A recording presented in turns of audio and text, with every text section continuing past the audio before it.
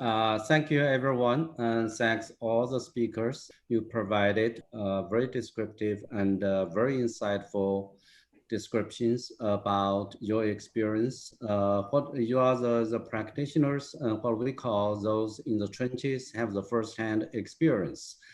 I have some observations and thoughts, not really about your talks, but about this online virtual learning in general. First of all, this is an unprepared and emergency experiment in a time of unexpected crisis.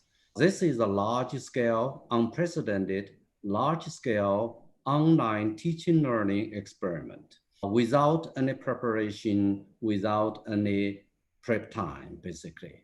So, but this large-scale online education on teaching learning experiment, when we look back, has considerably accelerated the acceptance of online mode of education in the society in general. In the society, I mean basically in the world. As a result, the society's experience and acceptance, as I see it, will further stimulate the development of technology tools and the new education practices for the future, and also for more effective online teaching, learning, and knowledge sharing. So this is my first observation. The second observation and a comment is, as an experiment to an emergency, in an emergency situation, our objective is not really to recreate a robust teaching learning ecosystem. That's not the original objective. But this emergency response may have the potential to create a viable, though supplemental teaching learning ecosystem in the future. So our current ecosystem is basically our schools.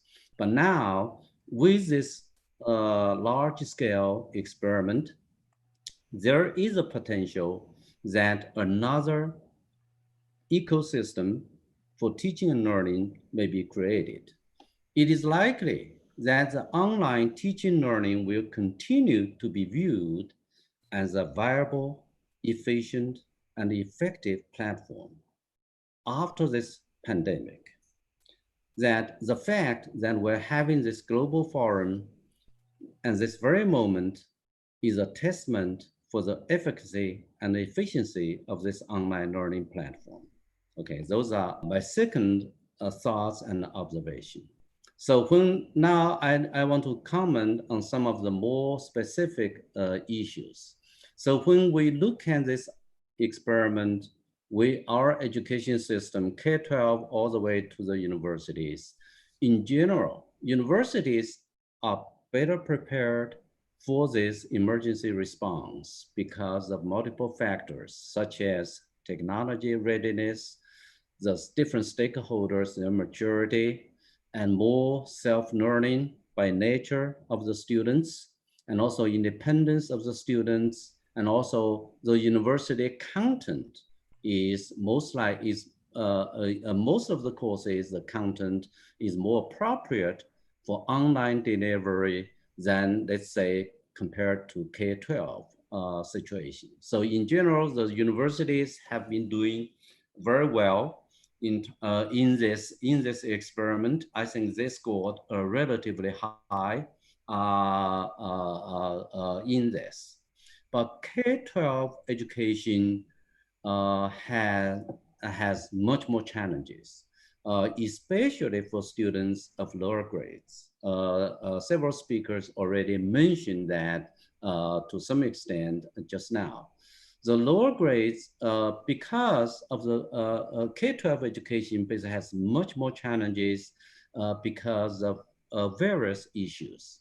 For example, students' lack of maturity, and also the students' more need for scaffolding, for hands-on guidance, etc. And in terms of the schools and families and children, there is a more obvious lack of technology readiness for such an experiment without warning. And the lower grades of students, obviously, they have a more need for the presence of the teachers around the children, which the online learning environment may not provide such presence or to a much lesser extent. So all these factors make the learning process much more challenging and much more difficult for young learners. So this is for K-12 education. And for the teachers, obviously, if we look at the university situation, the university professors, they are doing much better. They have been doing much better job because in their daily work, even before the pandemic, they are much more familiar with the technology, with all this kind of things. But our K-12 education teachers, they were basically thrown into this online teaching learning situation all of a sudden with little or no preparation. Some of them may be technology savvy, but many of them are not. As a result, many teachers have been struggling under increased workload of learning new technology tools and approaches for delivering the instructional content. So for a lot of teachers, just to get familiar with all the technological tools and approaches, that's a learning process for themselves. In addition to the usual challenge of delivery of the instructional content. So that's for the teachers, especially for K-12 education school teachers. That's a very obvious issue. Some more serious issues, I think, are related to social disparity in terms of the resources. We have huge differences depending on where you are. In the more developed nations, probably is a little bit better, but across many other nations, we are talking about lack of access to stable internet connection, lack of access, lack of equipment, and also the home environment could also be a challenge. In many situations, the students simply do not have the appropriate home environment to set up the online learning. They don't have their own rooms. The situation, they have multiple kids and they share the same equipment, and also they have the parents staying at home, working from home, etc. So all this social disparity in terms of the resources, this thing is likely to have, some people have already talked about this, that there is an online penalty for more vulnerable students from poor families, poor communities, etc. This online penalty, if keep going on, may reduce the success rates of those already disadvantaged groups, lower grades, higher rates of withdrawals, etc., and also make the achievement gap more serious because of the social disparity in terms of the resources. So then we create what we call, or some people call, the online penalty in this kind of virtual learning environment. Just now, as Dr.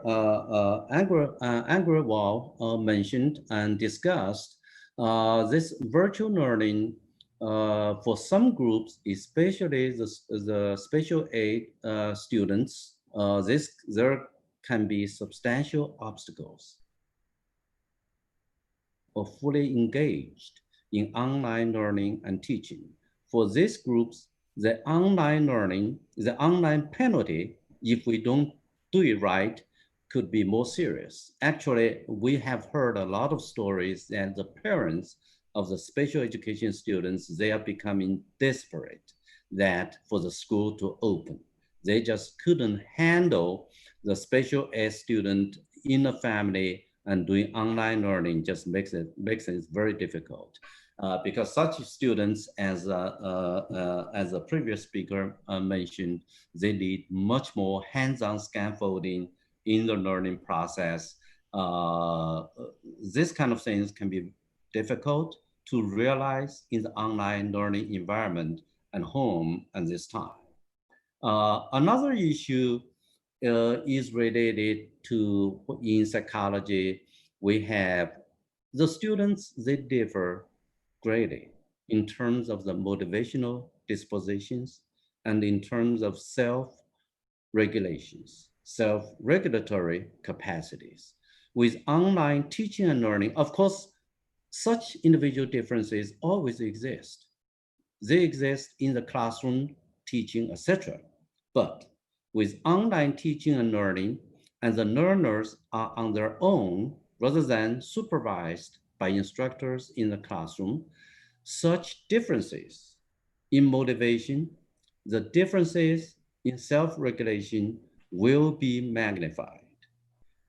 They'll be magnified such that the online penalty could be serious for those lacking motivation or those who lack self-regulation, resulting with the result that their learning, they'll have lower level of learning in a more than in a more traditional setting, such as classroom teaching and learning. So those with they have issues with motivation, have issues with self-regulation, etc.